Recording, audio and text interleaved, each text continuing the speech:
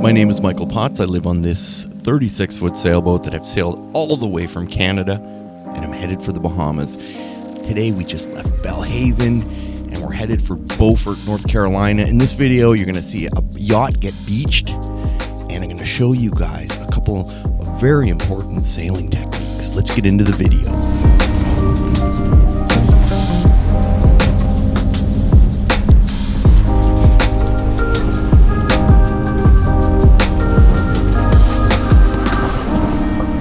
Let's talk a little bit about sailing here and what I'm doing right now. So I'm headed out on the Neuse River right now, inside just east and north of Hataras, Cape Hataras, the Diamond Shoals, and this is exactly where Blackbeard used to hide from the British Navy. And these are his stomping grounds. So, whoa, that's a big one. Whoa, smashing through the waves. So, I'm about to do a starboard tack once I can get around those buoys right there. There's a bit of a shallow part to my starboard side here. And I'm gonna actually turn in the direction that the wind is going. Whoa, look at that, smashing through the waves here. So this is the hard part of the upwind leg. If you're sailing into the wind, which is your fastest, usually your most efficient and fastest, well, that's not true. You can go pretty quick into the waves and into the wind if you're 35 degrees into the wind. This boat points really well, okay?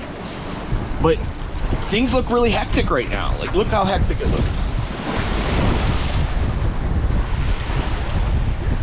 It looks hectic, right? But in a moment here, I'm going to turn to starboard around this point, and I'll be sailing downwind and going with the waves, and all of a sudden it's going to feel calm. It's the weirdest thing. So I'm going to make a mental note of what this looks like now, and I'm going to do a starboard tack in a minute here, and you'll see it's literally, sailing downwind is so comfortable. Whoa. Yeah.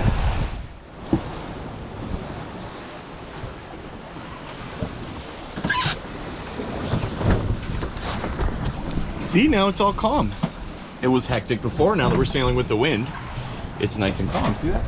Problem is the main is now covering the Genoa, so the Genoa just flops around because the main's taking all the pressure of the wind. So I could rig up a preventer, I could swing the boom that way, and I'll probably end up doing that. It's going to take a bit of effort to get that done. Sailing's not easy, guys. It's quite a bit of work to maintain the knots. I mean, it says I'm doing 5 knots right now, and I might just pull in the Genoa and not deal with it. Holy, it's flopping around, look at that. And if it's really windy, it makes a god-awful noise when the wind catches. Boom! The whole boat goes forward. Yeah, so tighten up this main a bit, deal with this Genoa situation. Now I gotta get a pole, so when I get into Florida I'm gonna get a spinnaker pole, and a spinnaker pole is such a crucial piece of kit for this boat. The previous owner dropped it overboard or sold it or something. I don't know, but yeah, so this will pretty much be like the next Jesus, it's quite a bit of a distance to go where I'm going. Oh yeah. So, as you can see, it's quite a ways away. All right.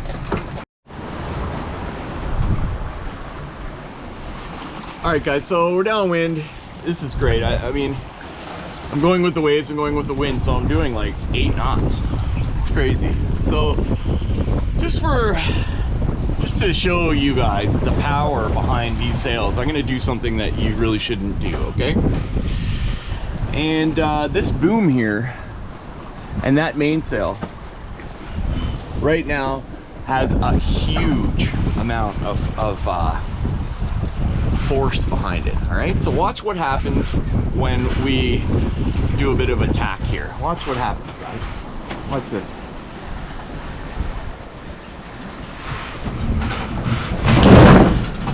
See that? Did you hear that god-awful noise? Bravo! That is the sound of your head being torn off, okay? You gotta be careful out here. I'm out here alone, right? So if that boom had hit my head, it would have killed me instantly. It probably would have knocked me out of the boat, and it would have killed me, crushed my skull instantly, and that would have been it. One thing I can tell you, whoa. Whoa. There we go. Just need to tighten up this Genoa. All right, sorry about that. Okay, so pay attention to what's going on here. If I was out on deck and that boom hit me, I'd be done. I'd be it, guys. So the sheer power that's in these ropes, for example, and like another example, see this rope here? The tension on this rope. If that rope was to get wrapped around my arm and caught in that winch right there, I'd be done. It would literally just, there's nothing I could do about it. Of course, I'd cut it off. I have a knife right here. But it would just break my arm to bits. Okay, pull the skin and the muscle right off it, and then you'd be done. And there's nothing you can do about it. I'll tell you, being out here is extremely dangerous. If this boat went into the rocks right now, that literally would just be pulverized into the shoreline. So it's a serious deal being out here, and you got to be careful, guys. Now, how do I mitigate these risks? I have rules. Okay, when that boom is loose the way it is now, I have 4 points of contact right now on that boom to winch it to wherever I want it to go. 2 separate redundant systems in order to put the boom out or take the boom in, or tighten the boom down or loosen the boom up. Okay, that's like the topping lift, right? It's a way of tensioning the sail to get the most efficiency out of the sail. Anyway, really cool, eh, guys? I'll tell you, a lot of power in these sails, and you got to respect it and be safe out here. So we're almost in Beaufort, North Carolina, so it's pretty much Hataras. As you can see, that's where we are, and that's Beaufort right down there. Right here somewhere. Yeah, I think so. Jesus, Moorhead City.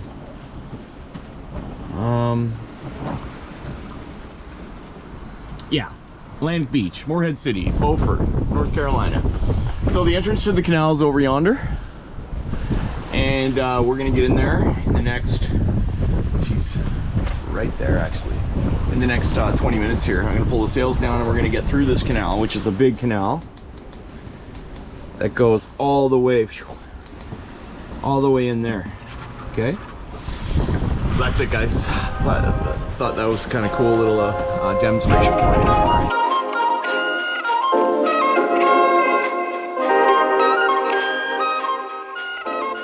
So the trip to Beaufort through the canal actually took a few days, and I knew there was bad weather coming in, so I needed to find a really good anchorage to wait out the storm that was coming. And I knew if I didn't find somewhere good, I could end up in a bad situation.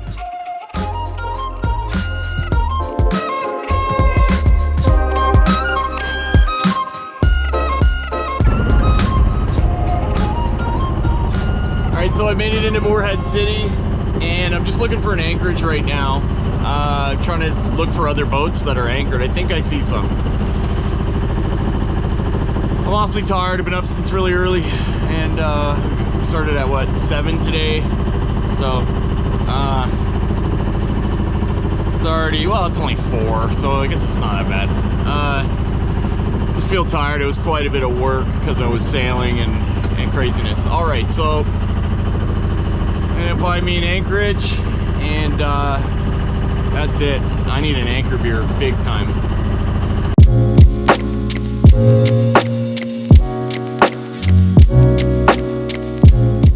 Finally, I made it into Beaufort. All hell broke loose.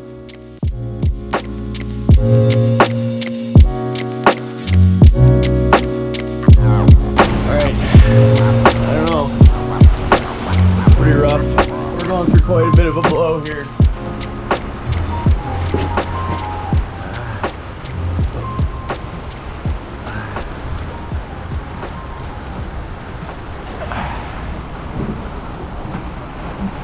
Took a look on the chart. There's nowhere else I can really go. lot of leaks inside the boat. Just gonna have to kind of hold out. It's gonna get worse tomorrow. This is the thing, so I don't know what to do. I gotta think about it. I think I'm holding, and that's the reason I anchored near this boat. Just like a minute ago, I couldn't even see the shore. It's always good to have a point of reference, right? So I don't think it would be wise for me to move right now. There's nothing I can really do other than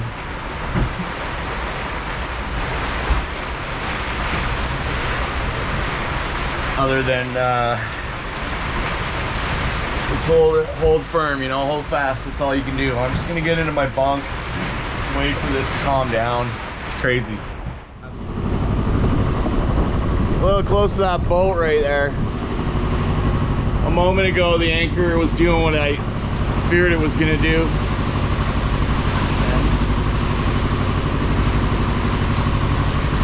It's my depth here.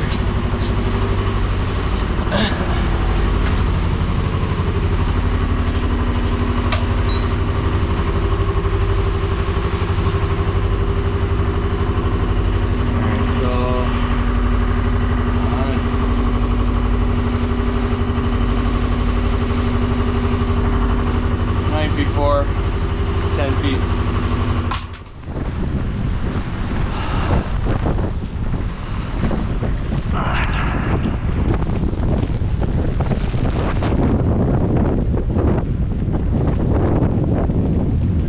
I mean, it seems like we're staying still, like the anchor's holding.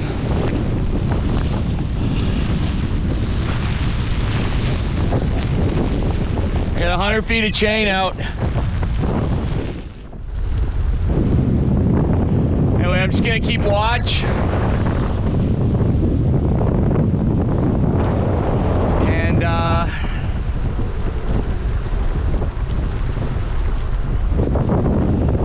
we'll be all right. I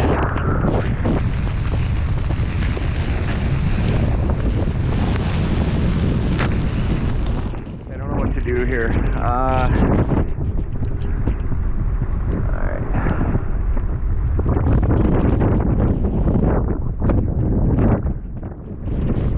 Trying to determine if I'm going that way or what. It's not going to leave me much time if I get dragged into the beach, right? And what if the tide shifted and the wind was going this way and the tide was going that way? We'd be on the beach. So I think what I'm going to do is I'm going to fucking look at the charts. I'm going to go up there somewhere. Drop my hook.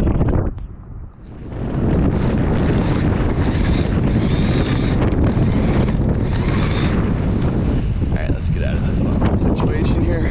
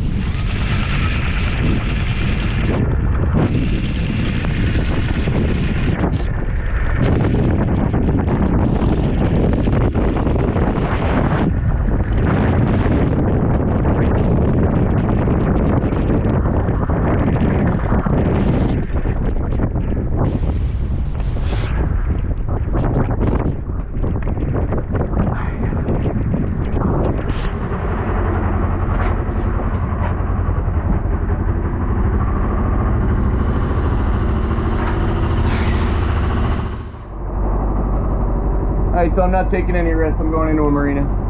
I looked on the weather reports and it's just crazy. This time tomorrow will be like purple, 50, 60 knot gusts. I'd be on the beach and the trip would be over. So I'm gonna invest the $300 now into a marina. Okay, and I'm gonna do the smart thing. It's Christmas. I can relax and let this weather blow over. So let's get into this marina. All right, I managed to get the anchor up. Nearly ripped off the windlass. mean, I booked a marina. We're going in there. I'll tell you, this isn't even, it's in the green on windy.com here, and tomorrow it's in the purple. So this is nothing. So if I had stayed there, I'd be done for. So I have no choice but to go into a marina, okay? That's if I make it in there. I'm gonna give it a try right now. All right.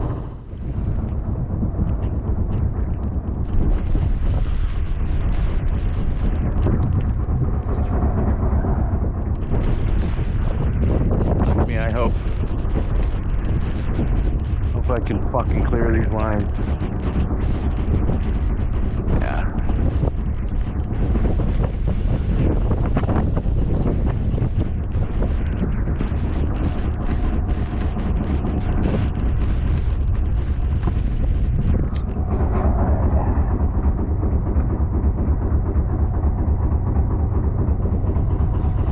I think we did.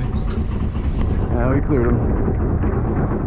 Alright, I'm trying to get into this marina and it's really shallow here, holy.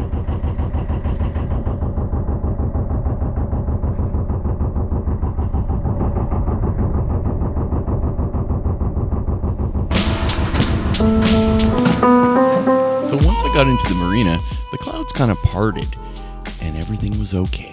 And I spent a nice Christmas at the marina, and the next day we continued on our way.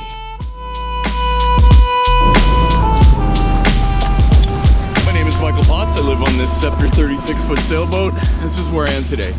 I'm in Beaufort, North Carolina, and thought I'd share with you guys an interesting story here. As you can see right there is a beached yacht.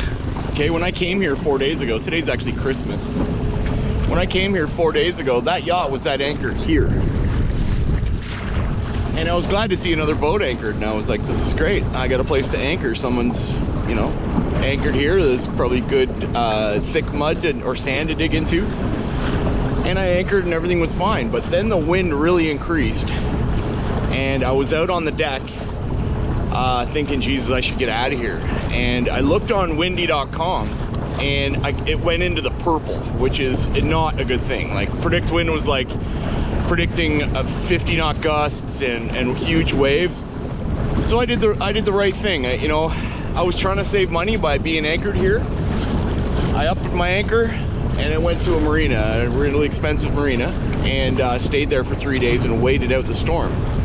And I'm really glad I did that, because that boat, my boat, would have been on that beach with him. So let's go over there and take a look and see what's going on with this boat and how bad it is beached.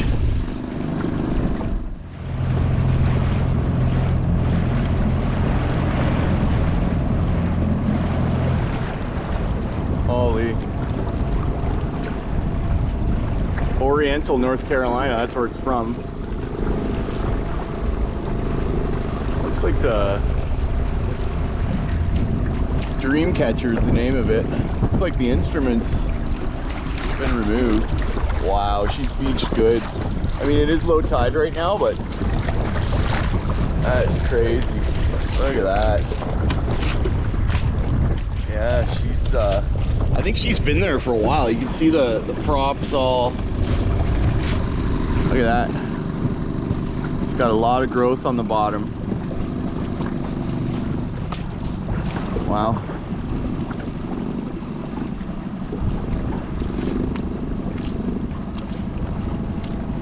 Nuts. It's a nice boat too. It's got good bulwarks. Looks like somebody's been on her recently. There's no anchor. Oh, the chain broke. Look at that. Wow. So, oh my God. So I don't see an anchor, so he lost his chain and everything, right? Holy man. Wow. That's crazy.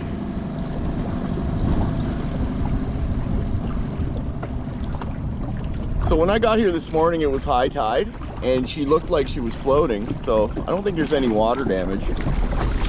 But man, she is beached good.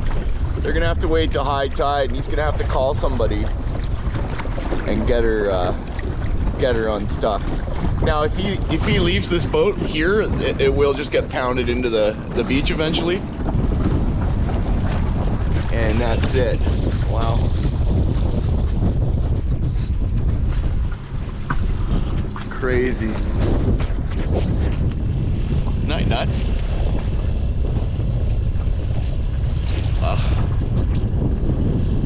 So, I bet you if this boat was anywhere else, there'd be people picking parts off it already. But, yeah. I'm a guest in this country. I would never do such things. I would never take something that's not mine from another person. Now, it's just brutal, man. Look at that. Anyway, what I learned from this lesson, the lesson that I've learned here is very simple, okay? Know when to go into a marina. You know, I was thinking, geez, this is gonna cost me $300 to go in for 2 or 3 days. And I did the right thing. I was like, no, I'm not taking it a chance. And I went in and I survived another day, so. The lesson I learned was know when to just call it quits and say, look, I gotta go into a marina and tie up somewhere safe because I don't want to end up like this guy. In the next video, we make our way down the coast into warmer weather, headed for the Bahamas. Remember to like and subscribe. Leave me a comment down below.